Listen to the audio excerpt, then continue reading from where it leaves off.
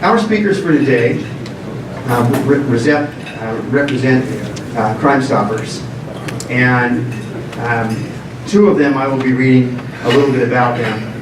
The first one that I put out to you that's going to be here today as well is, I always call him Commander Sorter, Chief Ed Sorter, and I don't have a bio on him other than to tell you that Ed was never my immediate supervisor. He was with the Lacey Police Department when I was with Thurston County. And the thing that I would tell you about Ed, probably more important than a bio, was that Ed was the guy that no matter what police agency you worked for, if you had a question or you needed to find somebody that knew something about something in Thurston County, or, pardon me for the civilian people in here, if you were in the shit and something was happening, Ed was the guy that you could ask, and he would always help you. And I distinctly remember, again, I would use the word again, kind of being in the shit once, and going to Lacey Police Department and talking to Ed, and he gave me some good advice. And Ed said, here's what you do. You guys go in there and you stand there, and here's the answer you give. Is yes, sir, I understand, and that will never happen again. That's it.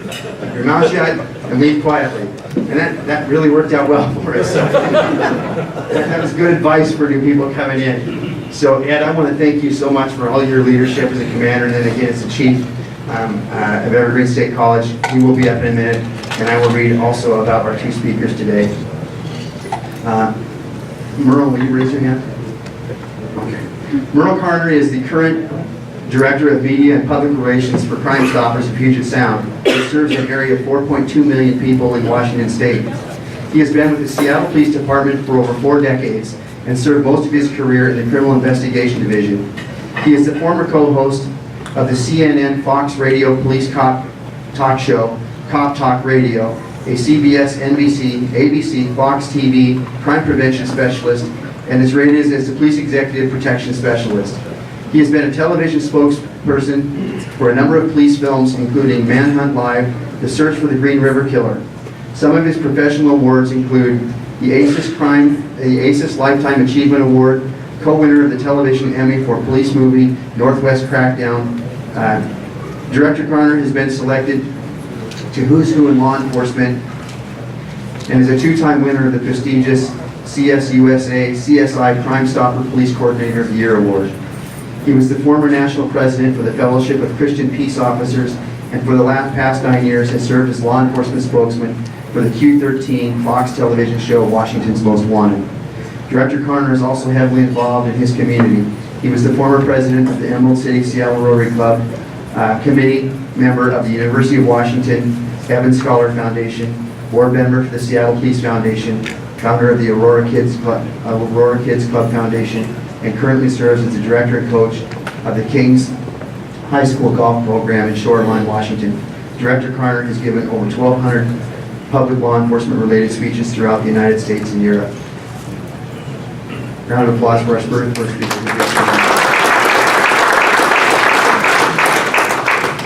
Jim Fuda. Did I say that? Yeah. Try your guy. Mr. Fuda's background includes a 33-year distinguished law enforcement career with the King County Sheriff's Office. He served in a number of positions within the Sheriff's Department, including hostage negotiations team leader, Marine Unit Commander, and a major event security planner. Most recently, Mr. Fuda is working with the United States Department of Justice as a senior executive advisor with the assignments overseas, including Pakistan, Bosnia, and Indonesia. Mr. Fuda also worked with the corporate sector as the Global Event Security Director for Securitas Security Services, Microsoft. His responsibilities at Microsoft include being responsible for securing all Microsoft events worldwide, having direct reports in Seattle, London, and Singapore. Mr. Fuda is now the Law Enforcement Director for CSOPS. So I'd like you to also welcome Mr. Jim Fuda. Chief Sorter, would you come up and start us off? Well, I would, but I'm going to let these guys kick-start it, and then I'll piggyback on that. I also want to thank all of you for being here on a holiday, going to a holiday weekend. I was a little concerned about that, so thank you all for being here, and I'll let them get started.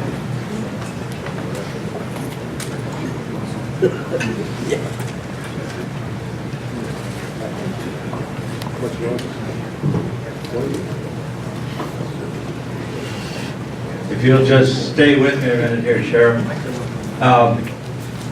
This morning, we're sitting on a house, a fugitive. We're not going to serve our 900th arrest until I give the sheriff his Washington Most Wanted 900 capture hat.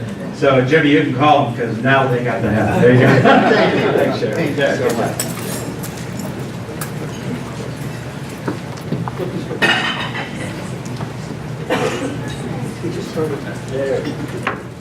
Technically challenging. No kidding. Hey, thanks for inviting us. Ed and I go way back, and John, and it's just great to be down here with a bunch of cops and civilians on this weekend.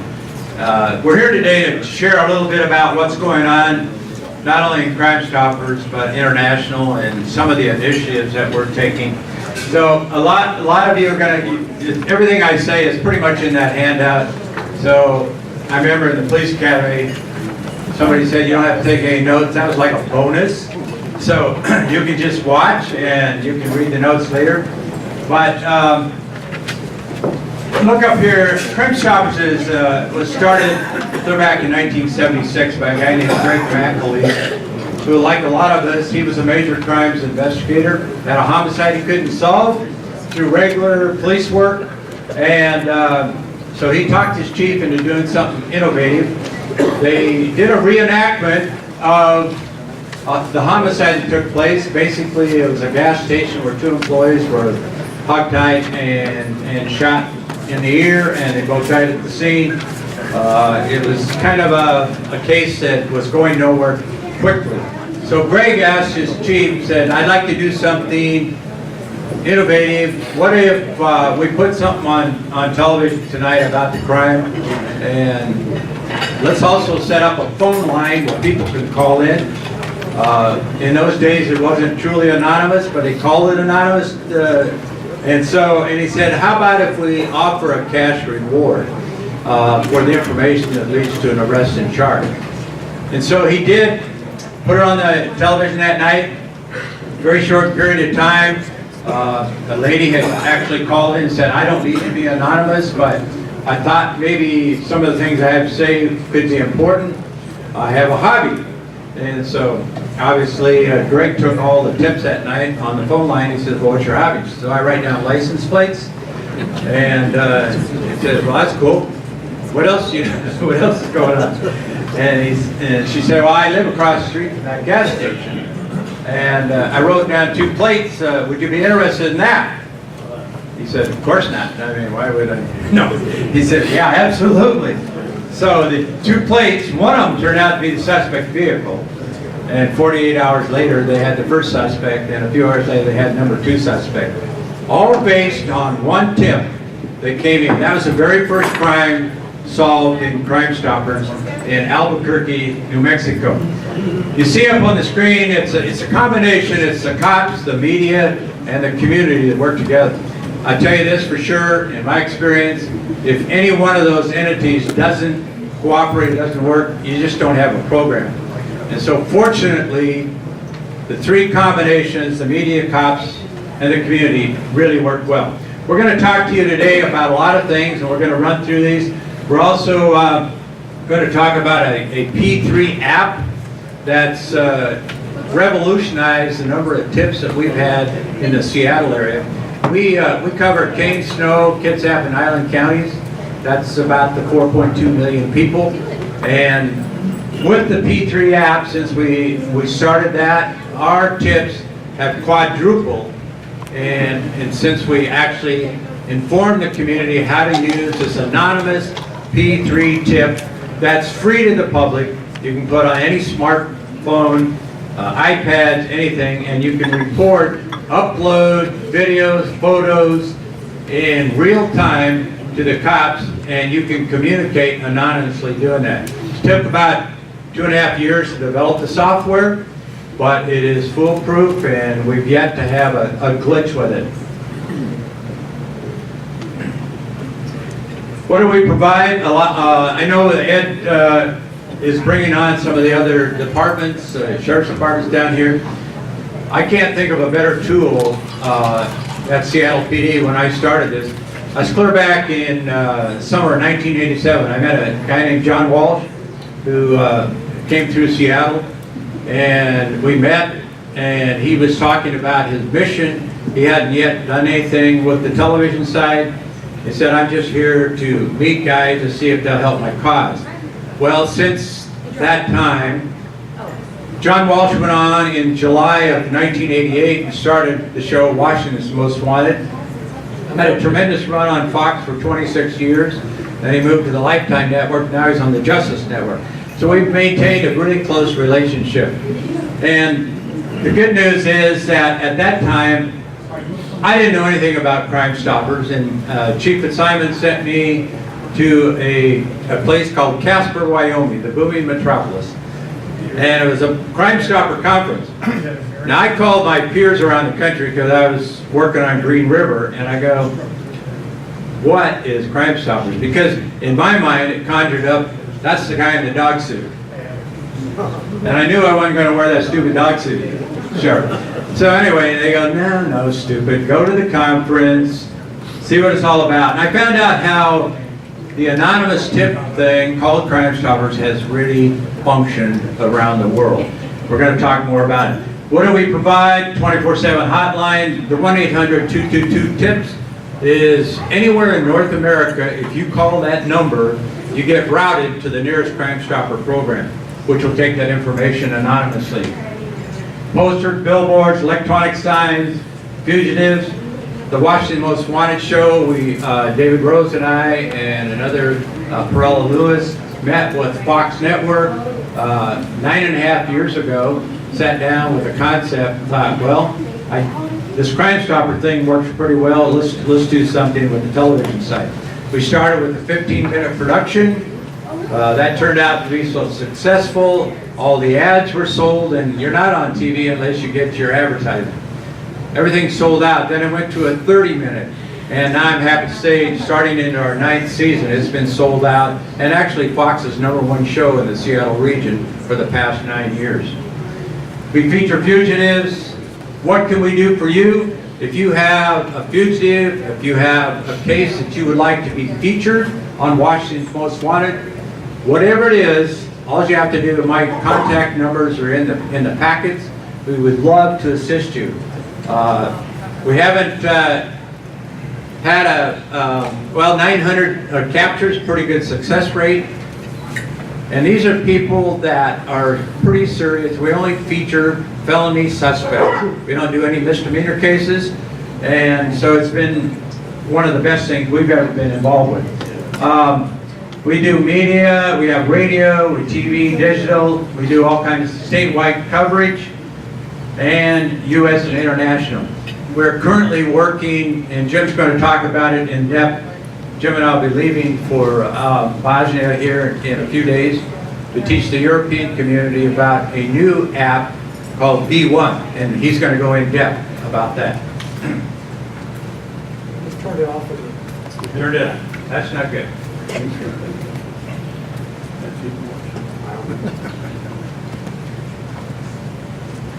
We're going to try again. Here we go. All right. Well, let's just talk real quick. We'll go run through these community partnerships. You've all probably been to Seattle, the Torchlight Parade at one time or another. Actually, this is our busiest time of year. We have 2 twin Camaros that were given by Burien Chevrolet, and they're all, we've had them wrapped with our number and the Washington Most Wanted thing. We do a lot of local parades, community fairs. We have more requests than we can fill. But we do 9 major parades. We just got back from the Apple Blossom Festival, did it over in Wenatchee. And so everywhere we go, we have kind of a running billboard with these Camaros. We do all these things as far as the community, like coming up shortly, Linwood PD has a thing called Cops and Kids. We'll be doing that on June the 3rd. We take our vehicles, we talk about Crime Stoppers in the community and so forth. It's no different anywhere else in the United States that has programs. They all do these kinds of things.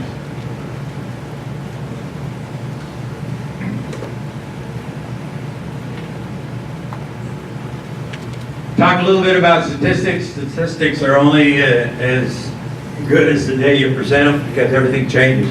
But if you look at it from a worldwide perspective, Crime Stoppers is divided in the U.S. contingency. We have 700 programs in the United States. We have over 650 in Europe. And now we're starting an International Association of Crime Stoppers, which will blend them all. And so when you have 1,500 programs, I looked up, as of yesterday, I think we're right about $15 billion worth of recovered stolen property and narcotics, all based through anonymous tips. And when you add up the Europe and the United States contingency, it's a little over 2 million felony cases solved. There's nobody in the world actually that can match that kind of stats. And so if you do your homework and you think for every dollar you pay out in rewards, how much do you recover? It's a pretty good ratio. And like in Seattle PD, for example, we had a double homicide here recently that I talked to the commander down there. They spent almost $41,000 in overtime on that case. We put it on the air on Washington Most Wanted, featuring the P3 Tips app. 38 minutes later, we had a tip that came in, and our fugitive unit went and arrested the suspect in that case. And it took 38 minutes, and they'd already spent $41,000 on that case. So if you're a command officer out here, just think of what it'll do for your department. I know Ed's big on Crime Stoppers. He's done a tremendous job up here. So just to give you an idea that how important it is to law enforcement. This is the P3 Tip app. A guy named Kevin Anderson, a friend of ours, lives in Texas, owns a company called Anderson Software. He developed this. He developed the 1-800 line, and he's also developing our B1 Balkan tip. Is this going to click on, Jimmy, when I push it here? We're going to show you real quick. I'll just take a look at that. Give you an idea how P3 works.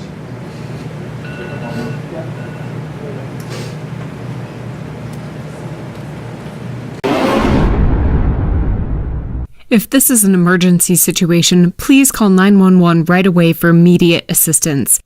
Do not use the Crime Stoppers program in an emergency situation. Do you have information about a crime or fugitive in our community? You can submit a tip anonymously to Crime Stoppers of Mesa County with your smartphone. Using this program to safeguard our community also protects your identity, keeping you out of the court system, and could earn you a cash reward. Here's how it works. Download the free P3 Tips app from the Apple Store or Android Market. P3 is the provider of our secure, anonymous tip collecting software. Open the app and create a PIN, but be sure to remember that number. Then, select your location. District 51 students can even select their school if that's where the incident happened. Next, select the type of crime. When submitting a tip, be as specific as possible. Remember, the more information you give officers, the more likely it is they'll be able to identify the suspect or confirm a crime has taken place. This ultimately helps them make an arrest. Information leading to an arrest could earn you a cash reward of up to $1,000. Never put yourself in danger to gather information. However, if you have pictures, videos, or audio that will help officers, you can upload them from your phone. Once you click Submit Tip, P3 will ask to send you notifications. You choose what's right for you. Officers may contact you through the app if they have questions about your anonymous tip. Once your tip is submitted, you'll be given a tip ID and password. Keep that info safe as you'll need it to check the status of your tip through our website or by calling us. To check your tip using the app, simply log back in using the PIN you created when you first opened it. Check back often. Officers may request more information, and if your tip leads to an arrest, you'll be told how much you were rewarded and how to anonymously collect your cash. Thanks for your interest in our program and for being a Mesa County Crime Stopper.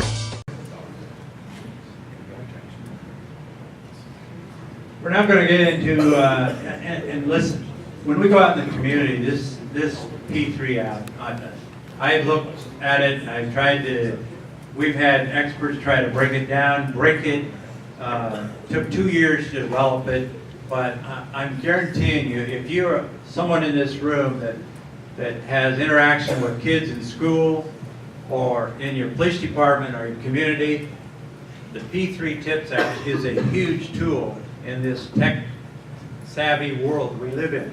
social media, this stuff is unbelievable. Jim's going to come forward and talk about some of the initiatives that we're doing. So, Jim Puda. I just did. Talk about community partnerships is our first initiative there, the situational awareness video. Merle and I decided we wanted to start putting community safety videos out. And our first one, I go to Bill Cahill, Beacon Plumbing. You've seen his old Marshawn Lynch commercials. I go see Bill. I knew him when he was a Safeway meat cutter. And he's a community activist kind of guy. And he said, he wrote me a check. As I'm walking out the door, he says, if you need any more money, Jimmy, don't go to anybody else. Come back to me because I want to be the only one who gets the credit for putting this video together. So Merle and I go to a local film producer, O'Caprio Films, and we'll just play you this 6-minute video coming up. The third attacker set off explosives. Our world is changing. As we see in the media, mass shootings and bombings occur on a regular basis. Active shooter situations happen on an average of 1 every 15 days in the U.S. To better protect ourselves, we need to remain relaxed, yet aware of our surroundings, and always obey our instincts. Your gut feeling is almost never wrong, and when we are distracted, we miss vital warning signs. Although low probability, these incidents are high impact when they do occur. These can happen anywhere. Public places or soft targets, such as movie theaters, malls, and airports, are especially at risk. Next, we'll show you how to recognize suspicious situations. Any person or situation that strikes you as odd or gives you a bad vibe is something you need to pay attention to.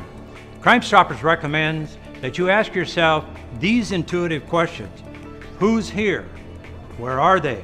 What are they doing and why? For example, someone in a busy lobby of a hotel at happy hour wearing a heavy jacket in the summertime doesn't add up. Is this person also carrying a big, heavy gym or duffel type bag? Or is it the jacket being pulled down awkwardly on one side? A poorly parked car whose driver is walking away quickly with their head down is clearly suspicious. An unattended bag, backpack, or package anywhere is a red flag, and you should leave the area and report it. Unnatural body language always stands out, such as avoiding eye contact, tunnel vision, fist clenching, nervous fidgeting, or periodic scanning. Compare that to how a relaxed person behaves. The two don't match. Bottom line, if something is making you uncomfortable, don't question your instincts, get out of there. That's why it's so important to always make a mental note of where the exits are. Remember, there's no harm in a false alarm. Your safety always comes first. Up next, what to do in an active shooter situation. I was shot at when I was a teenager, and I didn't know what to do, so I froze up. The only reason I'm standing in front of you today is I was with someone who knew exactly what to do and acted decisively. Shooter situations unfold very quickly, and most of the damage is done before police are able to arrive to be of assistance.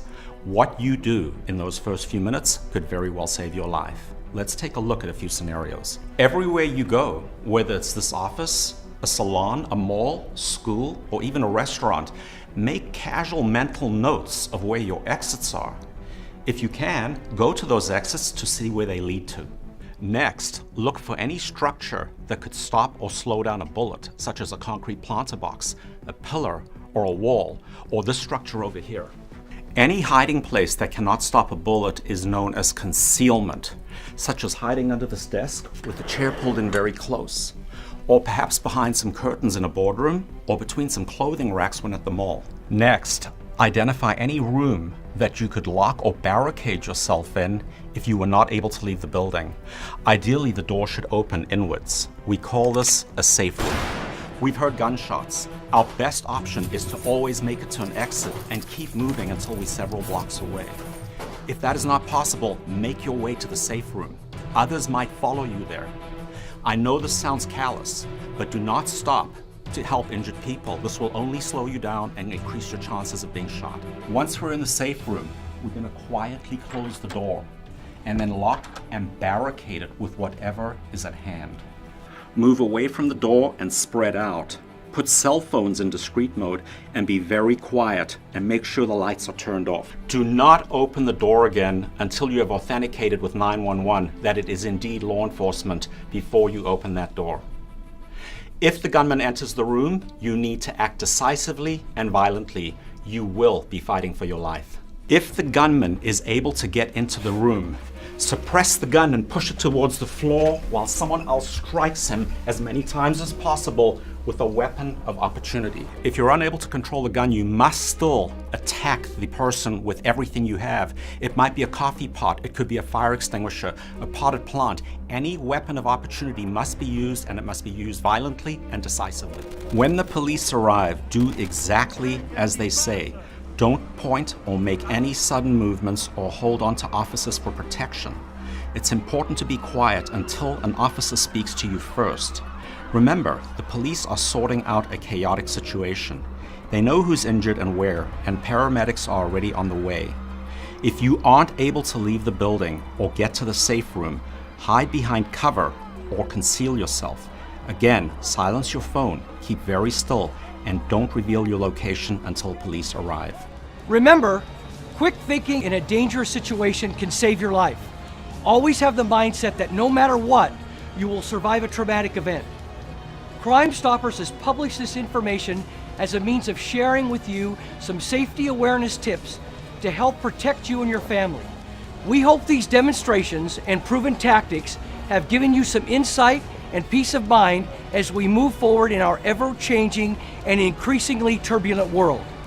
For more information, please go to www.dhs.gov/active shooter pocket card.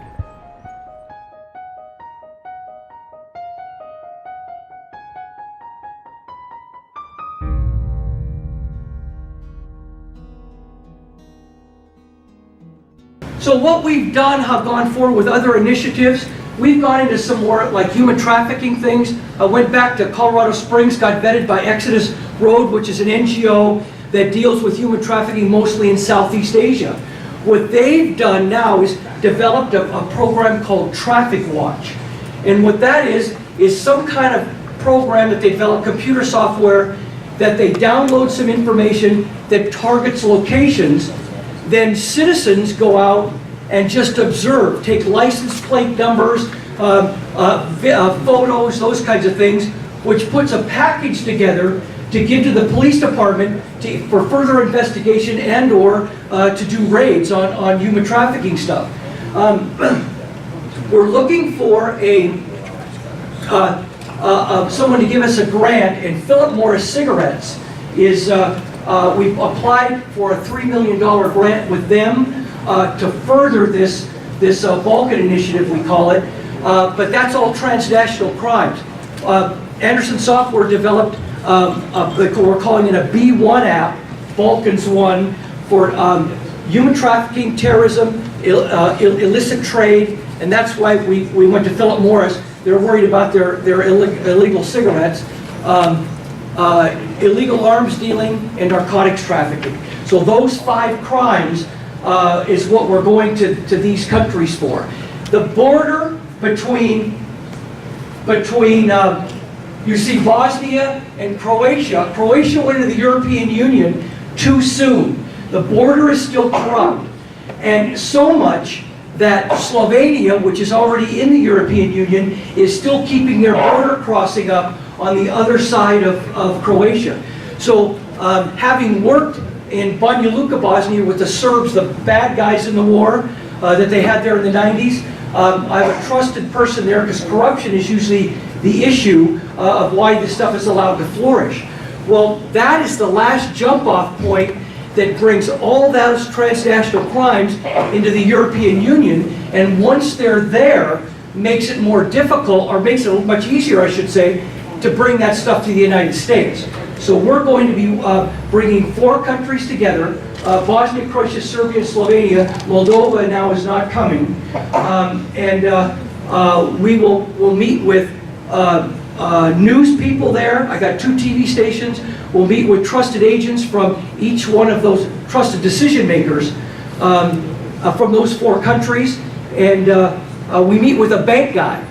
Bank execs, we got to have some place to deposit the money so that they can anonymously go get their, pick up their money from whatever bank or whatever country they're in. I guarantee you that these people will turn in their grandmother for $1,000 US cash. So they can't afford this. We're funding it for the first year. Philip Morris turned us down initially for that $3 million grant because they said it was too US centric. They're more concerned with the European Union and what's flowing through there. But what we didn't have when we first put that grant in was the app. Now they're interested. So we get a few stats, and they said, come see us again, in the fall, and hopefully we'll have enough stats where they'll give us that grant to move forward with it. That protects it all. We're a global program, so there's no reason why we shouldn't be acting more globally as well on some of these cases.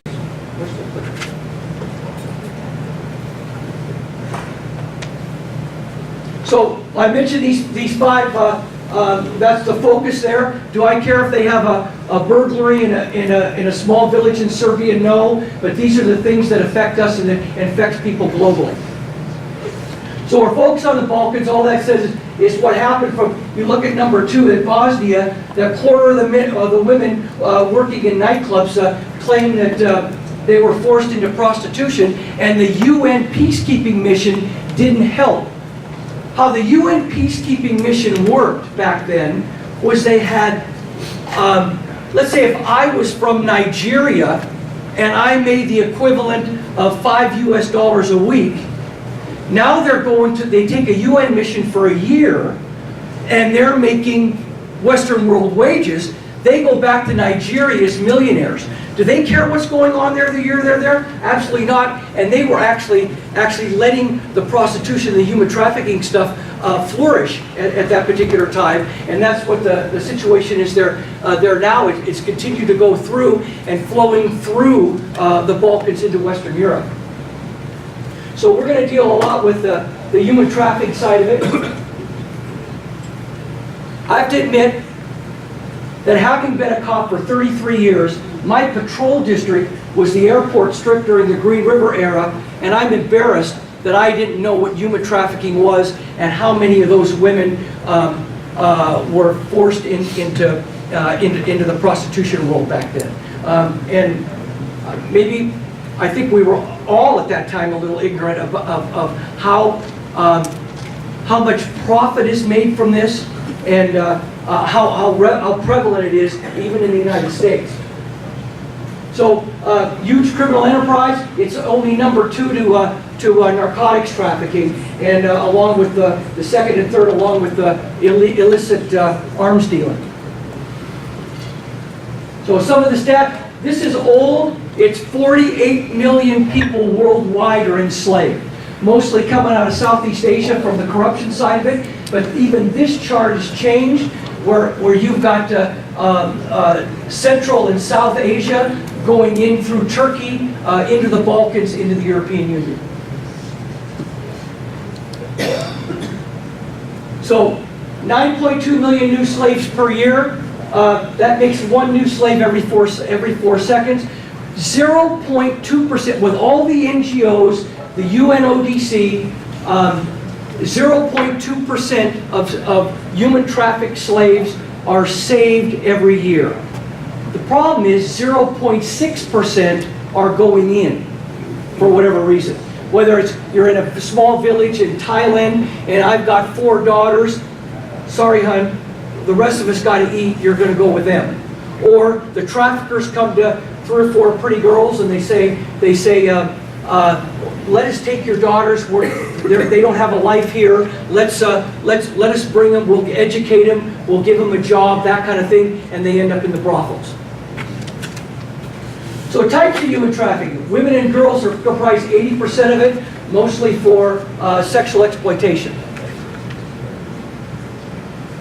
In the United States, areas of prostitution, agricultural, construction, domestic work, and sweatshops. Bellevue, Washington, about 4 months ago, they arrested 10 guys that were making knockoff Gucci purses in a 3-car garage in just in Bellevue alone. So it's going on around us, we don't even know it. So forms of trafficking: domestic servitude, agriculture, sweatshop, janitorial services, food services, fishing, and begging.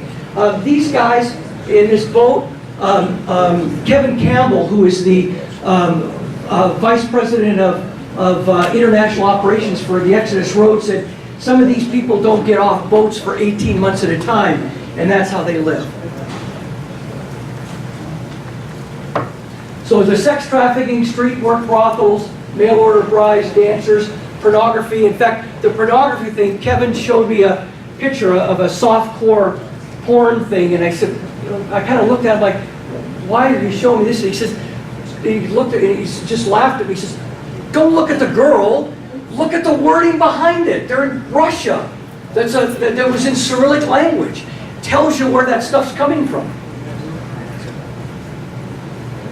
So internationally organized trafficking of persons, trafficking of human beings. It shows a chart here, the crimes that go along with it. I think we can make a difference, and I think being able to report anonymously, like with this app we have out now, is look at San Bernardino. The neighbors of the San Bernardino killers said, well, we knew something was going on there. We were just afraid that people would call us racist. They're afraid of retribution and afraid to be called names and called racist. There's no way, you're anonymous when you do this, so there's no reason for someone not to turn it in. Plus, there could be a cash reward for you. A lot of our people that turn people in on these apps don't even collect their money. So they want to do the right thing. It's just that they're afraid to go through the process, or they're going to have to go to court, or for whatever reason it might be. So anyway, what can your organization do? Be proactive, learn, share, innovate, volunteer, and give.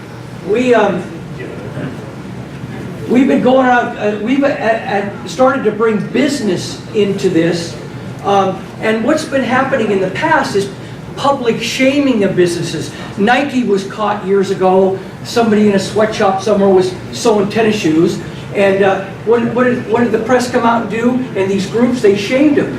Now they've tried to say, look, you're profiting from this. Let's make you part of the solution. Give to us, and that's what we've started to do now with getting word out. We've gone to Fred Meyer. We're headed to Microsoft. We're actually going down to Portland to talk to Nike here pretty quick too about the human trafficking side of it. So with the Traffic Watch programs getting ready to start, we're port cities, so they're actually thinking about starting one here that we'll actively participate in too. So Crime Stoppers is involved in a lot of things, and the partnership really helps. Cops can't do it on their own.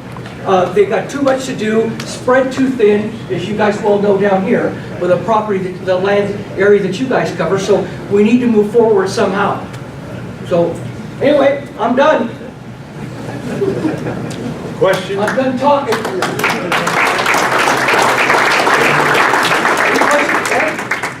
Well, any questions from the group here so far? And I'll wrap it up when we take a few minutes. Good, thanks a bunch, Merle and Jim, appreciate that. As you know, the Olympia, or may not know, but the Olympia Thurston County Crime Stoppers is now Crime Stoppers of South Sound. So what that means is we're recently partnered up with Lewis County Crime Stoppers and talked to Sheriff Salisbury about Mason County, and we have a lieutenant, I can't remember your name, I'm sorry, from Grace Harbor County looking into this. So what we've done since '91 in Thurston County is we've gotten Olympia, Lacey, Tumwater, Yale, Rainier, Tenino, Washington State Patrol, and the Thurston County prosecutors involved with Crime Stoppers, and it's really paid off. We've had quite a few tips, authorized quite a bit of reward money, and it's really made a difference.